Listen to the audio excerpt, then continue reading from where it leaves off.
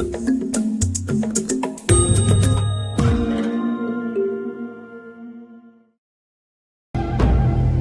a worm, insect, bird, plant, tree, everybody. All of them are trying to be full-fledged lives. If one sees what's happening beneath the earth in terms of the root systems, it is an enormous effort for a plant or a tree to become a full-fledged tree. Well, an apple tree is not trying to be an oak tree, but an apple tree wants to be a full-fledged apple tree. That effort is on in every life. So is it in human beings. But the problem with humanity is just this, that for every other creature, nature has drawn two lines. Within these two lines, they live and die. So their idea of full-fledged is hitting the ceiling of their life. But if a human being hits a ceiling, he gets frustrated and miserable because nature, this process of evolution has delivered to us to a place where there is only the bottom line, there is no top line, though some human beings are trying to breach the bottom line and go below that effort also is going on So essentially, what human life is when life was in the other forms of life that you see on the planet, nature determined a certain compulsive, instinctive ways of functioning. Once you become human, these lines have been removed. You can act consciously. That means what you call as human potential is not of any kind of measurable limit.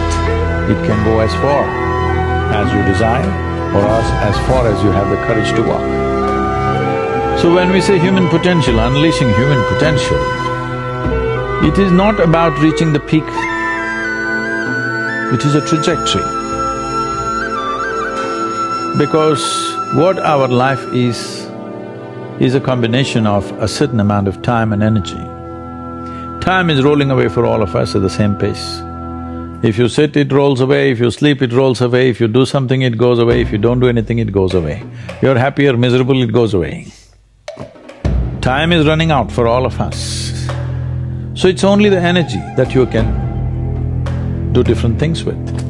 If you bring your energies to a certain level of intensity and possibility, what somebody does in 10 years, you may do it in 1 year. This means if you live here for 100 years, it feels like in people's impact that you've created, it feels like you lived here for 1,000 years, simply because you have managed your life energies in a certain way. So for me, a human being impactful means, how conscious have you become? This is very important. Because if you're in compulsive cycles, then your energy gets wasted in so many things. If you observe people in a day, let's take 24 hours, in that anyway most people by prescription in America they sleep for 8 hours So 8 hours means 1/3 of life is gone. In the remaining 2/3 they have to eat, they have to, shower, bathroom, this, that, all this, another 2-3 hours gone. So literally 50% of life is gone, daily basis, just for basic maintenance of this life. 50% of the time is gone in maintenance, remaining 50% what they have. If you look at every single move that they make with their body, their thought process, their emotions, you will see a whole lot of it is happening in compulsive cycles. Or in other words, if you are little sensitive to life, you will realize you are the biggest issue in your life.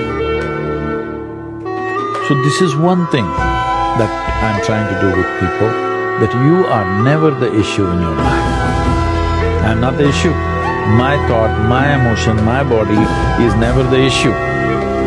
My thought, my emotion, my energy and my body are my instruments of function. They are not impediments in my life. But I would say for 90% of the human beings, their own body, then the compulsions of the body, the compulsions of their thought, the compulsions of their emotions are ruling them most of the time. So when you yourself are a problem, well, you're on self-help.